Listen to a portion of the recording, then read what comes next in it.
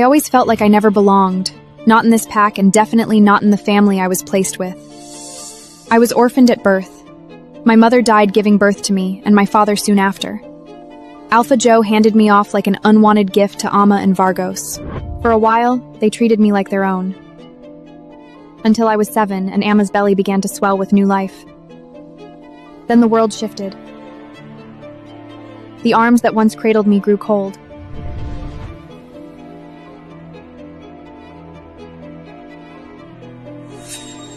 Narayan! It's 5 in the damn morning! Get your useless self moving! I closed my eyes and breathed deep.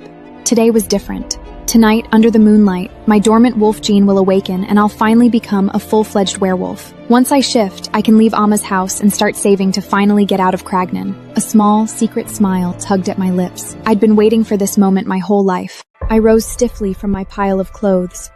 There she was, leaning over the railing like a queen surveying her dirty peasant. Sorry. Sorry? You should be. Living off our kindness all these years, the least you could do is pick up more slack. It's the weekend. I swallowed the bitter rage clawing up my throat. More slack? What more could I possibly do that wasn't already dumped on my shoulders? I clenched my fists until my knuckles shook. Just a few more hours, I reminded myself. I woke Levian to get his laundry. He shoved 2 overflowing baskets into my arms and threw a duvet at the back of my head before slamming the door. Downstairs, Amma was sipping coffee and reading a fashion magazine. The washing machine's broken. Peter can fix it later. Take the laundry down to the river bend and wash it by hand. Oh, and grab your father's and my laundry too. I tripped and grabbed the counter, accidentally knocking a plate to the floor. Amma's palm collided with my face, knocking me backwards into the fridge. I saw stars, and tears spilled from my eyes. You stupid little bitch! That was a vintage plate! Sorry doesn't fix your stupidity. Useless girl! You're nothing but a migraine! I stayed silent, letting the insults rain down until she stormed off. Then I heaved the heavy bags onto my back and stumbled toward the river bend, where there was less chance of anyone seeing me like this. By the time I made it back, the sun was retreating. I heard Alpha Joe's voice inside. I pushed open the door, and every head at the dining table turned toward me. Amma sweetly told a lie, saying that I went to wash clothes by the river because I complained the washing machine hadn't gotten them clean enough. Nareen, I've been waiting for you. It's custom for the Alpha to bless you on your birthday and pray that Arena's spirit sees you through your transformation from man to beast. I blinked, stunned. I took a single spoonful of pasta at dinner. My parents hadn't. Suddenly, heat exploded under my skin. I doubled over, gasping. Get out. I took a deep breath through the pain and stumbled out the door. The storm howled, and rain pounded down. My bones snapped and elongated painfully slow, my spine twisting at odd angles. I laid there crying, powerless. After an eternity, the pain faded, and I staggered up panting. I looked down, and my white fur shimmered under the rain, with champagne-hued, burnished golden tips. I howled wildly to the red moon, brimming with happiness, and turned back toward the others. Monster. They froze and stared as if I had 2 heads, then flinched when I stepped forward. In a puddle, I saw my huge reflection with a third eye on my forehead, black socket and golden iris, and my main eyes blazing red. Darkness swallowed me whole. 3 years later, there were no windows or clocks, no way to tell day from night. Tobias's boots echoed through the rotten corridor. He tossed a tray beside me. Oh, you still ain't dead yet? You're one strong little bitch. It's been 3 years, can you believe it? This pit stinks worse than a rotting sewer. Last time I'm coming down here, mark my word. 3 years. The words slithered into my mind like a poison dagger, but I felt nothing. Had it really been that long? I stared up at the cracked ceiling, tracing the spiderweb of fractures again and again. Every split had been memorized long ago. I had been rotting in this dungeon long enough for the ceiling to become more familiar than faces I once loved. They tried to get rid of me, but my cursed body healed relentlessly. They turned to silver, searing it into my flesh and leaving a map of scars. Joe was the worst. He peeled my skin back layer by layer, probing for the monster he swore lurked beneath. He would let me shriek until my lips cracked and my stomach twisted, then dangle a single drop of water in front of me. Shift. Show me what you really are. But I was too weak to summon the beast he so feared. I had screamed for death, begged for it in hoary sobs, but even death found me repulsive, leaving me trapped in this decaying shell. When I turned my head and saw the tray, a jolt struck my half-dead nerves. The cell door was ajar, unlocked. Tobias, lazy, careless. Tobias hadn't locked it. A strange, foreign sensation stirred in my hollow chest. Hope. But I crushed it hard. Even if I escaped, where would I go in this state? Skin stretched over brittle bones, not even remembering my own face. I clenched my jaw. If I must die, then let it be under the sky, with the wind on my skin and the stars bearing witness. Not rotting away nameless in this tomb. I forced my skeletal frame to move and dragged myself across the threshold. I didn't remember how I stumbled through the night, only the scent, honeysuckle and sun-warmed cedar, cutting through the rot like a blade. Then a pair of warm arms caught my crumbling body. When my eyes fluttered open again, there was no cracked ceiling. Above me were intricate carvings kissed with gold and silver, a chandelier glowing softly. The bed beneath me was impossibly soft, silk curtains swaying at its corners. Was I dead? Was this heaven or hell dressed in beautiful lies? I tried to move, but my limbs trembled violently. My hands were clean and pale, nearly translucent. I was dressed in a large hoodie. The grime I'd worn like a second skin was gone. You're awake. I flinched and snapped my gaze toward the voice. He was the most beautiful man I'd ever seen. He stood at the foot of the bed, arms crossed over a broad chest, warm brown eyes framed by thick, dark lashes. How are you feeling? That voice was like thunder wrapped in silk. I wanted to speak, but only a weak gasp escaped. When he reached out a hand, I threw my arms up to shield my face, bracing for the blow I knew would come. I don't want to hurt you. I would never hurt you, Imsireli. I peeked through my arms. He had lowered his hand and wore a sad smile. He introduced himself as Sargus, the ruthless, untouchable Lycan King. He said I was in the palace of Karagnir, that he had found me on Snow Wolf territory. This had to be a hallucination. How could someone as broken as I am be in the palace? In the king's bed. I tried to pinch myself awake, but there was no flesh to grip. So I scooted toward the edge, intending to fall and wake up. The next second, I crashed into a solid chest. His heartbeat thudded against my ear. I looked up into those warm eyes that could melt the fiercest ice. But warmth was always a lie. I pushed weakly, but he simply laid me back on the bed.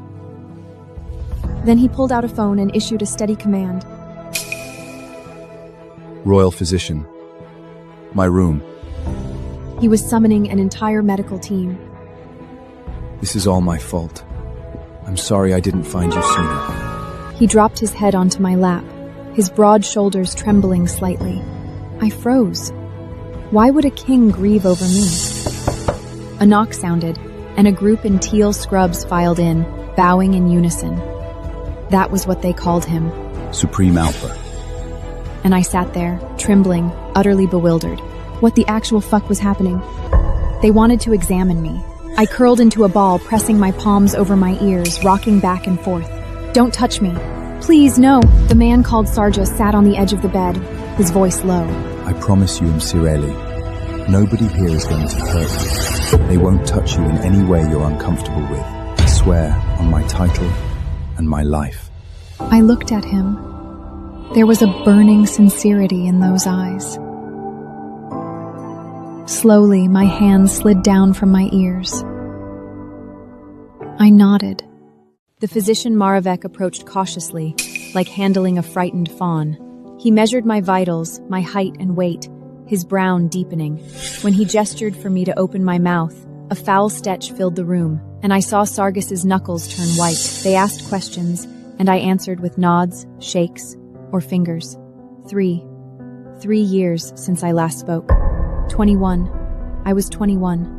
Finally, they handed me a notepad and pen to write my name. My hand trembled so badly the letters came out crooked. Nino? Or maybe Maka? The physician guessed twice and was wrong both times. Sargus impatiently snatched the note and squinted at it. Nareen. I nodded. Nareen. He pronounced that name like a sacred vow. Everyone left, and the door clicked shut behind them. Silence wrapped around me again, my oldest best friend. I looked around the massive room. High vaulted ceilings, polished stone walls, a bed big enough for 5. It was too surreal. I was in the Lycan King's palace. In his bed. Under his care. Why? What did he want? No one ever gave without wanting something in return, especially not for someone like me. A knock came, and a dark-haired woman entered, fox-like eyes smiling. She introduced herself as Hasmik, my lady-in-waiting. She brought an iPad and a wireless bell. Would you like to stay resting in bed? Or would you love to watch the sun? It's beautiful from the balcony. The sun. That word struck me like a jolt to the chest. I pointed weakly toward the window. She smiled and helped me up, letting me lean on her as we shuffled step by step towards the large glass doors. The door slid open, and sunlight flooded in. The first ray hit my face. I froze. The warmth was so foreigner it almost hurt. I closed my eyes and breathed it in, letting it soak into my bones. I had forgotten how the sun felt. Hasmik helped me sink into a giant beanbag that swallowed me whole. The sky was a tender blue, clouds drifting slowly. A breeze kissed my matted hair. I don't know how long I sat there. Maybe I fell asleep. When I opened my eyes again, the sky was painted amber and rose gold, a wool blanket wrapped around me. Then I met those warm brown eyes. Sargis standing by the railing, silently watching me. You seem so comfortable sleeping. I didn't have the heart to disturb you. It's getting windy. I should get you inside so you don't catch a cold. Before I could react, I was weightless in his arms. My face pressed against his chest, his steady heartbeat thudding in my ear. I froze, but he just smiled, as if carrying women was part of his daily routine. He laid me back on the bed, tucked the duvet around me, and then turned for the door, leaving my heart hammering like a drum. The door clicked shut behind him. I curled up alone in that too-soft bed, my heart still pounding. When he carried me back from the balcony, his arms had been steady as stone, as if I weighed nothing. I burrowed deeper into his hoodie. That scent, cedar and honeysuckle, had soaked into the fabric. I hated to admit it reminded me of something distant called safety. Outside, moonlight silvered the gardens. I stared at it, asking myself over and over, who was I to be held in a king's hands? The answer came as cold as moonlight. I was not worthy. The physician Maravek's words echoed in my head. Severe malnutrition, dehydration, post-traumatic stress. My teeth had rotted from neglect. If I were human, he had said, I would already be dead. It was the cursed wolf blood that had kept me alive.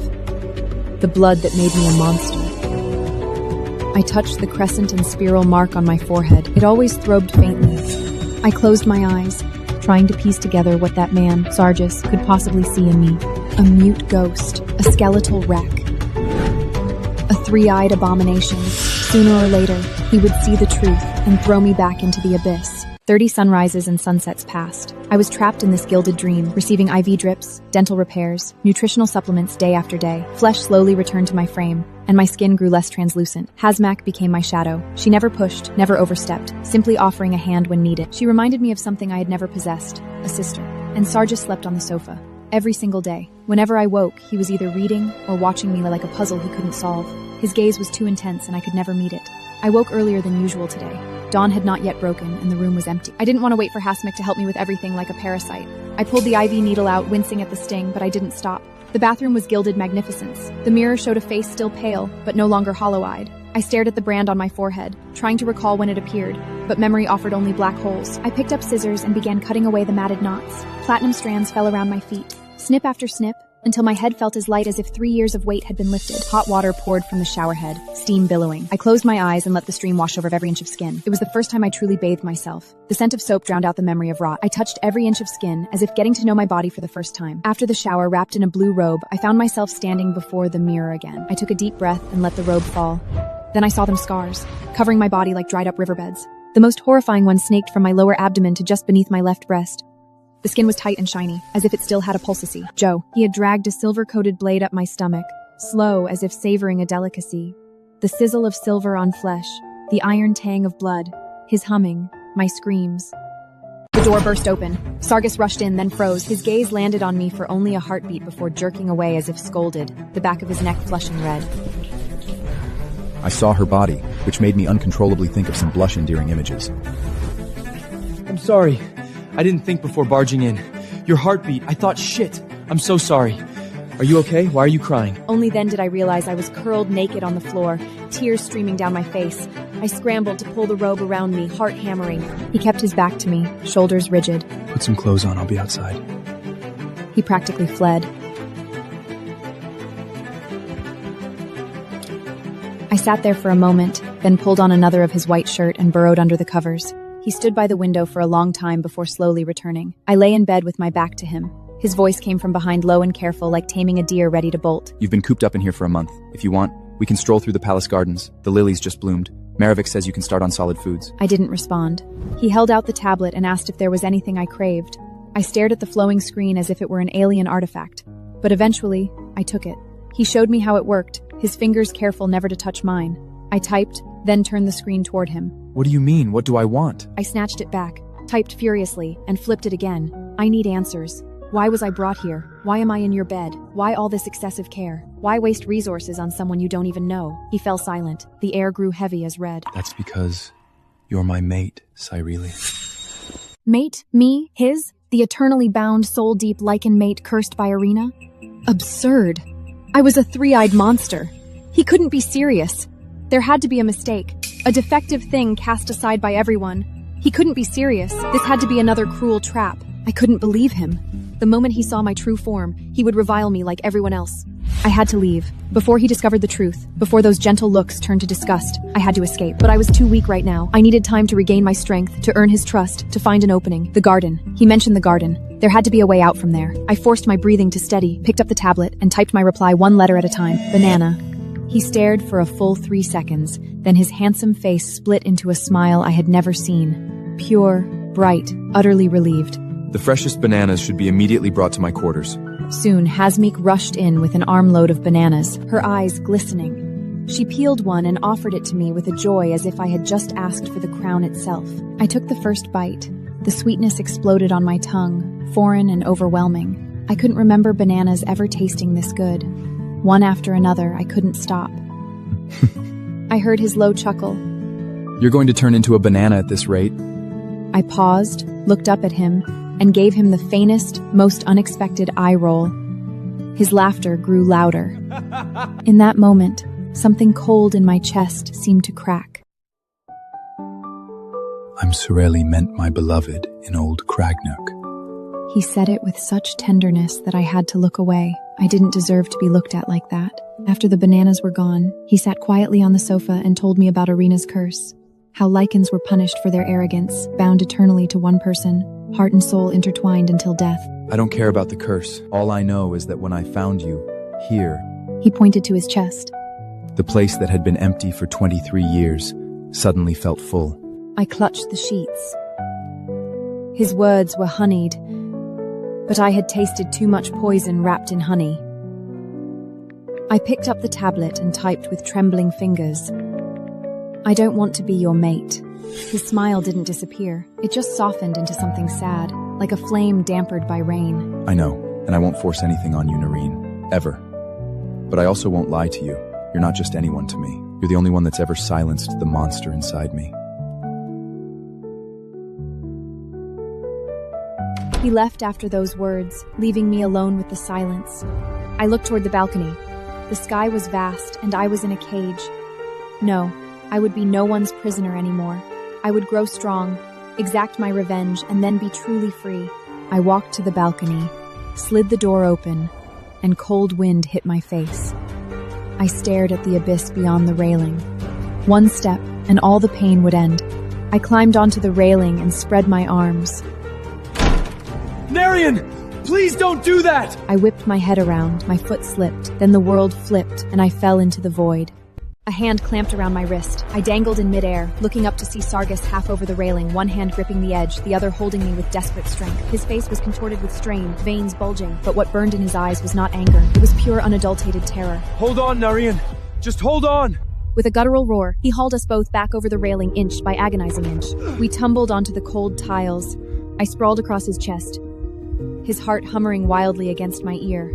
He sat up, gripping my shoulders, his voice raw and shaking. You okay? I know I'll never fully understand what you've been through, but taking your life is not an option. Do you hear me? If something is too heavy for you, let me carry it. I'll burn this entire world to ashes for you. Just say the word. You have no idea the power you hold over me, Sorelli. Please, don't ever try to do that again. I froze. He was kneeling before me, the supreme Lycan King, his voice laced with raw pleading. Not anger, not reproach, fear. Fear of losing me. I looked down and saw the wound from the IV still bleeding on my hand. He followed my gaze and then gently lifted my hand. Let me help you clean this. He fetched the first aid kit and knelt on one knee at my feet. His touch was exquisitely careful, as if I were the most fragile porcelain on earth. I watched his profile, which seemed almost reverent.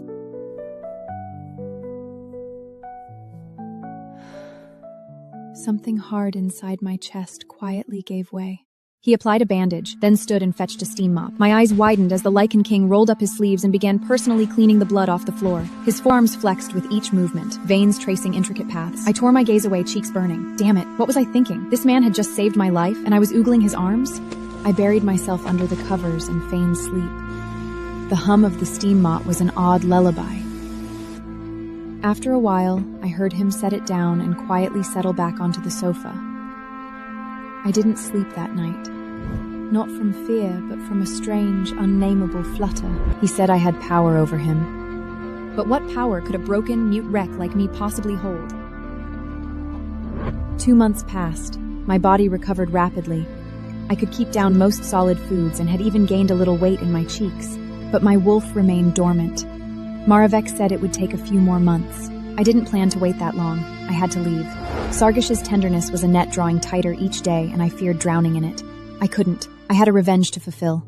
Today, the opportunity came. I picked up the tablet and typed. I remember you once offered to take me to the garden. Does that offer still stand? He read the screen, and his lips curved slowly into a smile that could melt ice. Of course it does. Sargish's smile bloomed like the first breath of spring.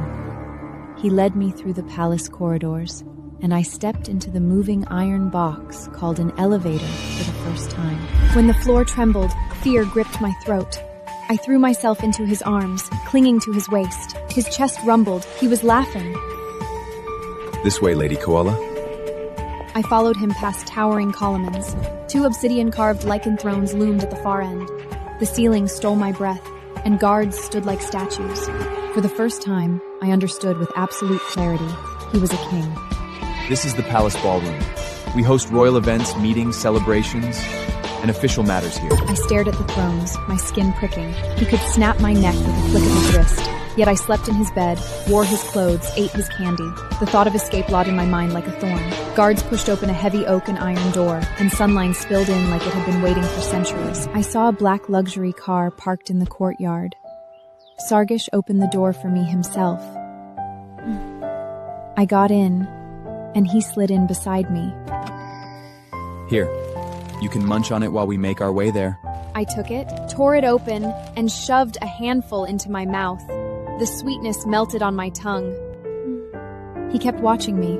When I looked up, he quickly averted his eyes and pretended to study the scenery. The garden was called Valariad, an arched stone gate twilled with vines, the scent thick as a liquid dream. I stepped in and was swallowed by blooms, birds of paradise, bleeding hearts, ghost orchids, and a bush of silver roses. They're called moonlit Etel roses. They grow nowhere else in the world. They're used in every major royal event. Mating ceremonies, coronations, presentations of heirs, even funeral rites. I crouched before the roses, afraid to touch them. The petals were true silver, like melted starlight trapped in delicate folds. I didn't know how long I crouched there until my legs cramped. When I stood, I saw Sargis sitting cross-legged on a hanging chair, hand his head, grinning without guard. This has always been my favorite place to escape, even when I was a kid. Whenever I had a fight with my parents or just needed to disappear, I came here. I listened, and the corner of my lips twitched upward against my will. I wiped it away immediately. I had no business smiling at him. You're so beautiful. Has anyone ever told you that? I froze. No one, never. Something warm and dangerous swelled in my chest. I had to crush it. I shot to my feet, desperate to flee this tender trap. My heel caught the fountain's edge, and I tilted backward. arms banded around my waist and pulled me against a solid chest. I looked up in panic, just as his face angled down.